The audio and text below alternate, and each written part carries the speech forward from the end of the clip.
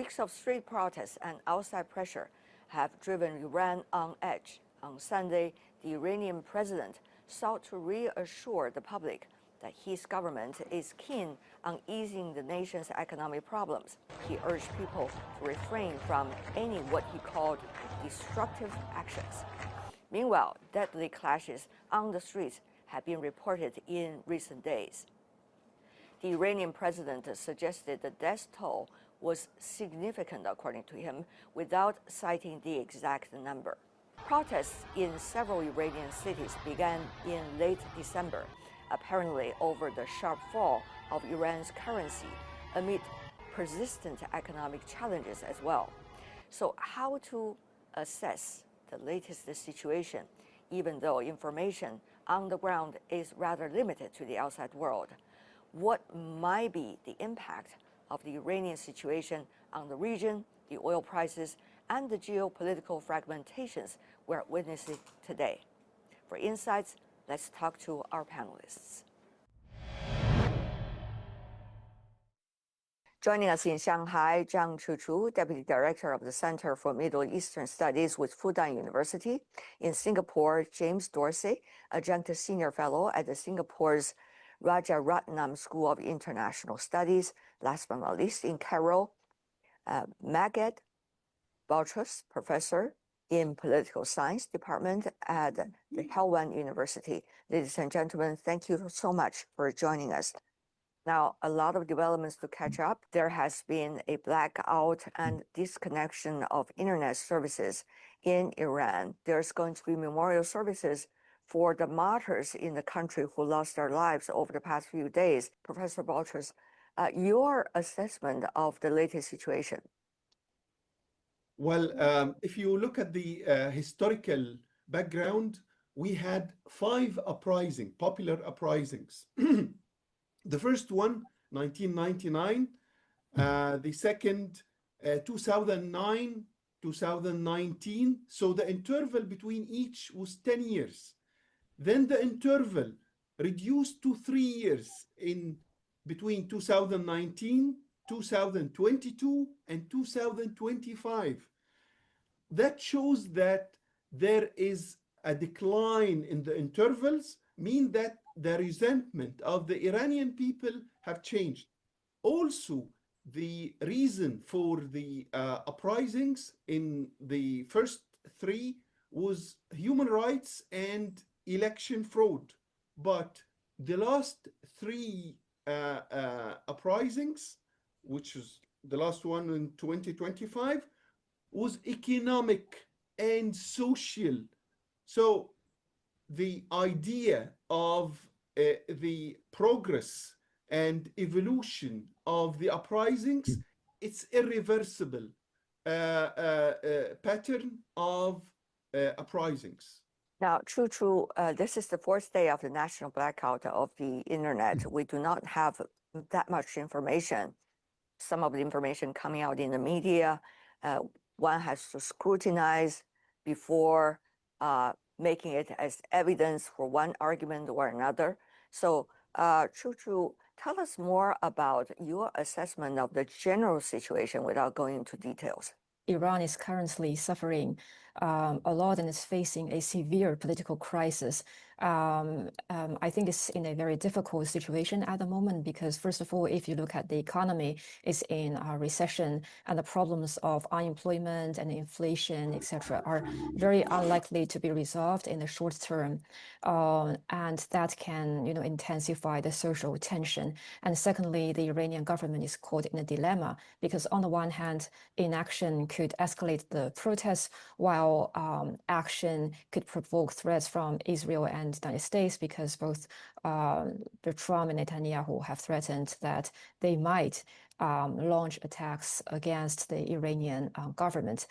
So right now it faces both internal and external threats, which make this wave of protest unprecedented. Mr. Dorsey, your assessment, general situation too.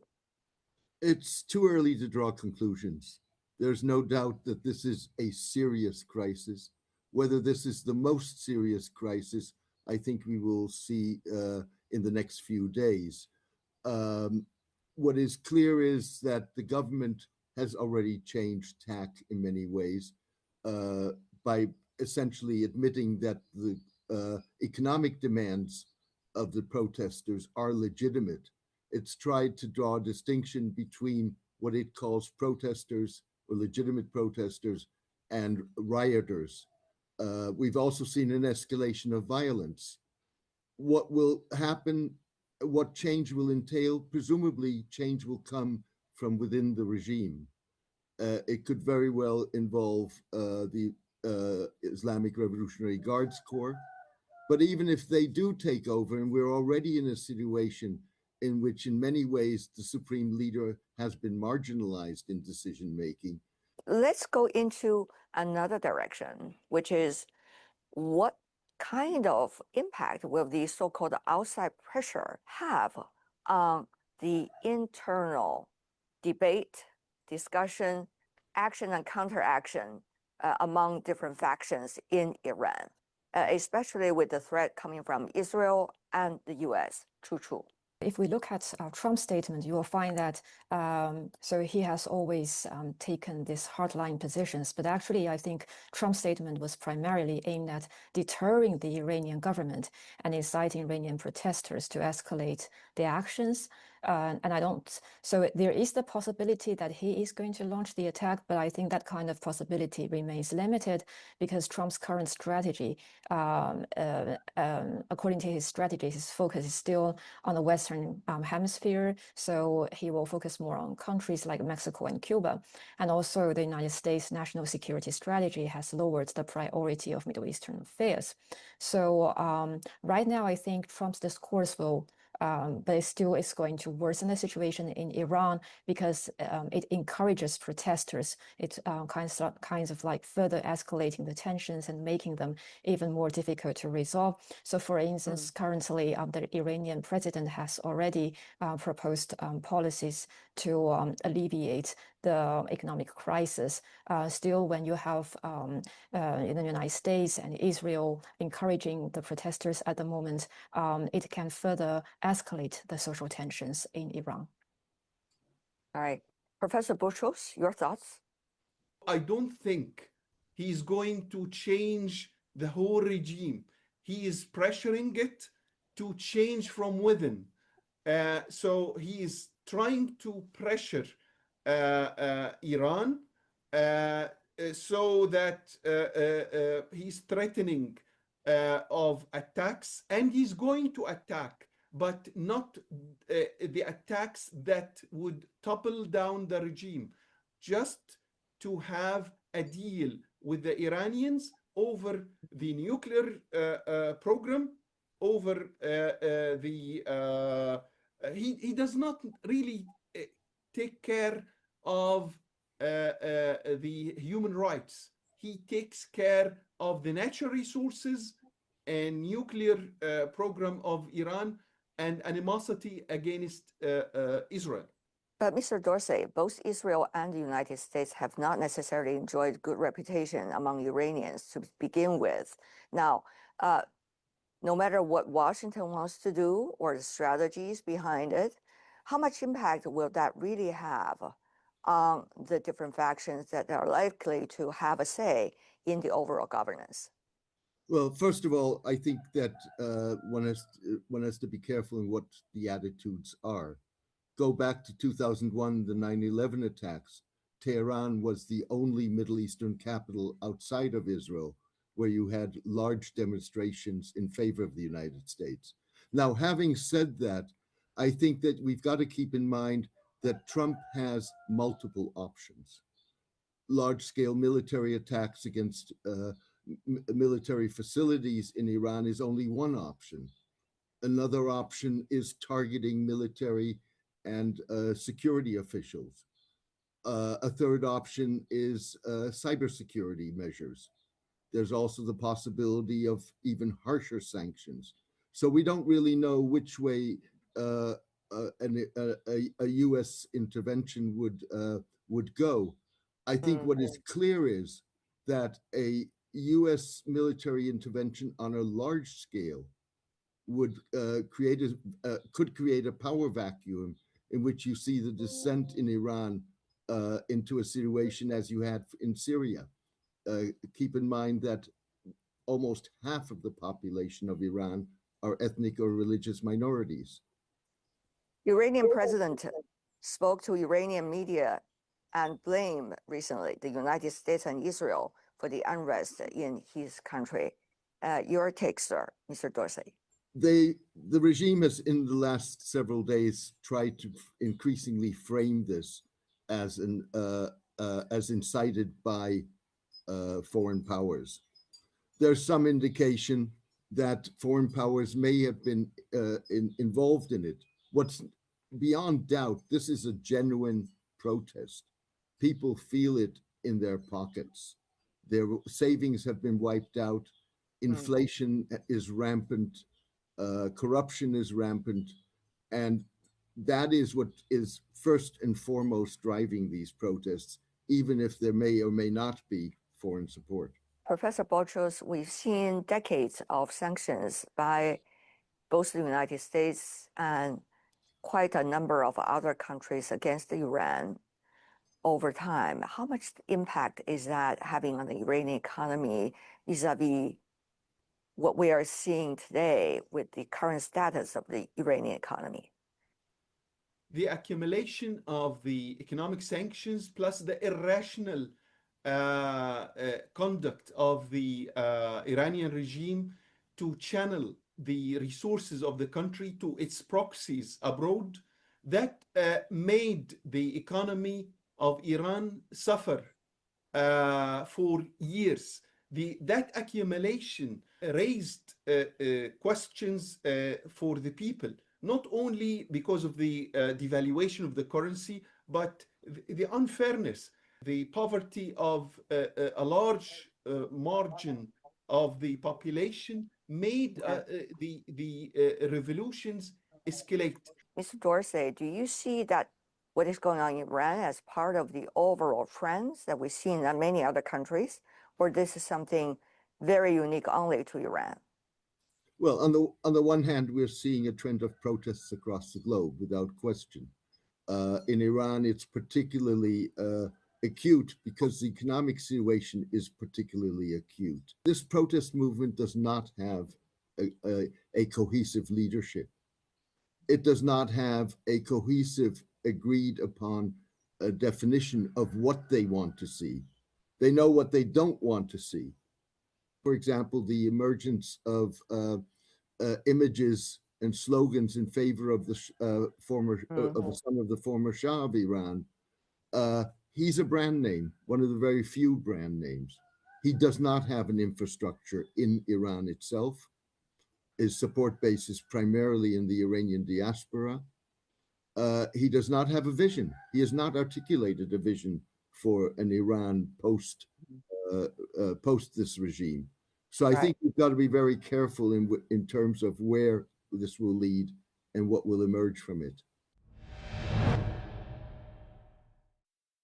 Meanwhile, we are also seeing events going on in the United States, for example. Since the latest news about Venezuela, we see more than 100 cities inside the country have seen different sizes of demonstrations against what the current administration has been trying to do.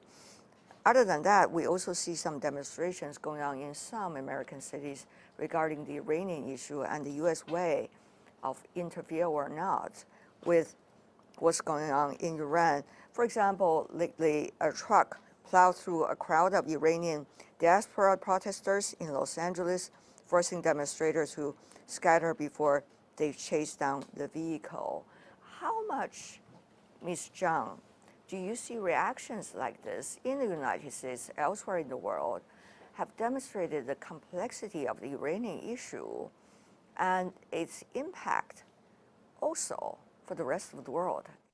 Right. So actually, like you said, the geopolitics in the Middle East in general is very complicated, especially when it comes to the Iranian issue. At the moment, regarding the United States, one important background is that the United States, like many European countries, have faced very deep and profound political polarization at the moment. So you have the immigrants on the one hand, and you have Trump or a lot of like populist politicians and scholars on the other hand. So at the moment, I think Trump's his policy is that he does not care that much about the immigrants, and he's trying to make the geopolitics within the United States even more polarized by threatening Iran further, and also by taking his pro-Israel positions in the Gaza war. So that is his strategy at the moment. So I think what you have mentioned, for instance, the protests, the demonstrations at the moment in the United States will not affect Trump government's decision making. But what is going to affect his decision might be his concerns with the oil price that is going to cause. And that is why he's still hesitating about his actions towards Iran. As we are not just looking at the map of the United States, but also the region particularly, both Israel, Saudi, UAE, Qatar, there are a lot of stakeholders in the region beyond just where the United States is far away. Basically, I think that the Middle East, with the exception of Israel, is very concerned about what a U.S. intervention would lead to. They don't want to see it. The Emiratis may be privately an exception to that, but by and large, the Middle East, I think most Middle Eastern states are very concerned about the possibility of Iran breaking up, descending into ethnic and religious violence, which they would see as a destabilizing factor, even if the regime in Tehran may not be their preferred regime.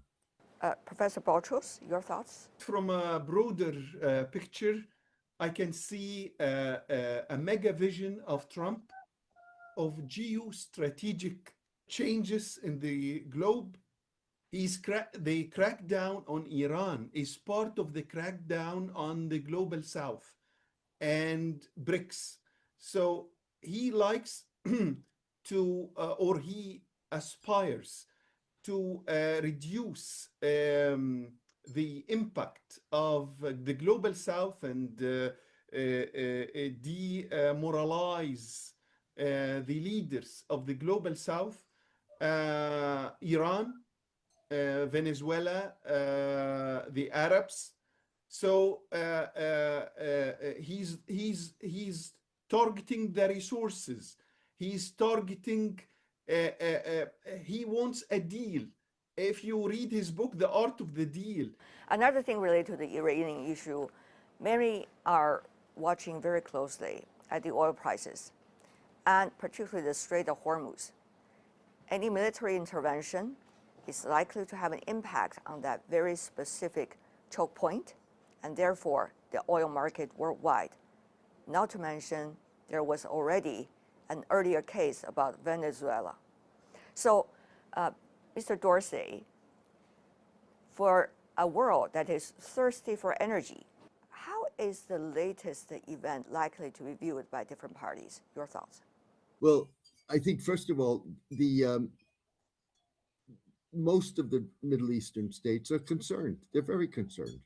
If the United States indeed gains full control of Venezuelan oil, the United States becomes the major party in the international oil market. Venezuela has the largest oil reserves. What does that mean? That is almost as much as the United States and Saudi Arabia combined. If Iran comes back onto the market with a regime that were more favorable to the United States, that would only strengthen the U.S. position in the global air market. And that is a paradigm game-changing shift. All right. And Ms. Zhang, tell us more about your thoughts. Right now, we should note that the international oil price is actually depending on the supply and demand. And the United States, actually, as I mentioned, Trump is very concerned about the oil price. So what he might do is that right now, as he controls many of the oil fields in Venezuela, so with this kind of like more supply from Venezuela, he might try to alleviate the possible oil price that can be caused by the Hormuz problem. But again, I think it all depends on where the protests will lead to, because at the moment, so far, the United States and Israel have not attacked, Iran, and Iran is also trying to avoid this kind of scenario. Right. Talking about oil, there's another line we need to look at very closely. That is the business community regarding the oil, even though they have a limited say when it comes to geopolitics, but they do play a role in the decision-making process, apparently. Earlier, after the Venezuela event, we have seen the Trump administration has assembled a team of biggest oil company executives to sit down together and say, here's the cake, let's cut the cake, but you guys need to put the money in it for infrastructure and production. But very few would like to get on board. The Treasury Secretary, Besant, who came out over the weekend and suggested this is likely to see small and medium-sized oil companies playing a bigger role in Venezuela in developing the oil resources there. So, Mr. Dorsey, given it is already a very chaotic picture for the oil business as a result of the Venezuela event, how will different scenarios likely to impact the oil market and the overall world's access to energy? Well, there's a lot of contradiction in the position of Trump on oil. Yes, he wants a price of around $50, and the oil price prior to the escalation of the demonstrations in Iran had already dropped to below $60 a barrel. Now, for the Gulf states, that's a very low price. Their budgets are calculated on a much higher price. That's one side of the equation. The other side of the equation is that Venezuela is a middle term factor in this. First of all, the major oil companies are reliant to go in without a clear, stable political and legal environment. The estimates of what would have to be invested in Venezuela range from $35 to $100 billion. Those are not figures that small and medium enterprises can tolerate. On top of that, a lower oil price, a $50 oil price, is a threat to the U.S. shale industry, which needs a higher oil price to be able to operate. So, and the final remark I'll put on this is that Venezuela is not a short-term player. It's going to take several years to bring that to significantly increase Venezuelan production. So there's a lot of contradictions and assumptions in Trump's oil policy that have yet to be ironed out. Professor Botros, your thoughts? Well, the trajectory that Trump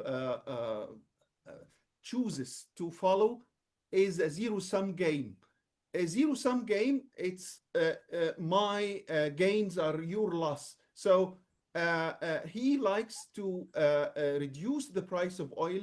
As Professor James said, that would be a problem to the Gulf states that would affect them largely in their budgets and their development plans. So what he's going to do, he likes to have supremacy over the resources, not only in the Gulf, but in Latin America, especially in Venezuela. They have more than 300 years of reserves. Yeah. So, Ms. Zhang, how can we study the development and evolution of the Iranian story with the backdrop of the oil business globally and the latest events regarding Venezuela? This is a big question, but I do hope you can help us to find a direction, please. Right. So, of course, Iran is highly affected by the international oil price market because at the moment, the biggest issue with Iran is that it's suffering from a huge economic crisis because last year they suffered from a worst drought, and also at the moment, like they are facing the inflation and also high rate of unemployment. So at the moment, the question here is that Iran's economy is highly dependent on oil revenues, right? But the global energy transition and sanctions all make this model very unsustainable. And also, although Trump has threatened that it might attack Iran, what is more possible is that Trump might also impose even harsher economic sanctions against Iran, which could further escalate this kind of social tension within Iran. For now, I want to thank all of you for helping us and bringing your insights in the story. Thank you so much. Appreciate it.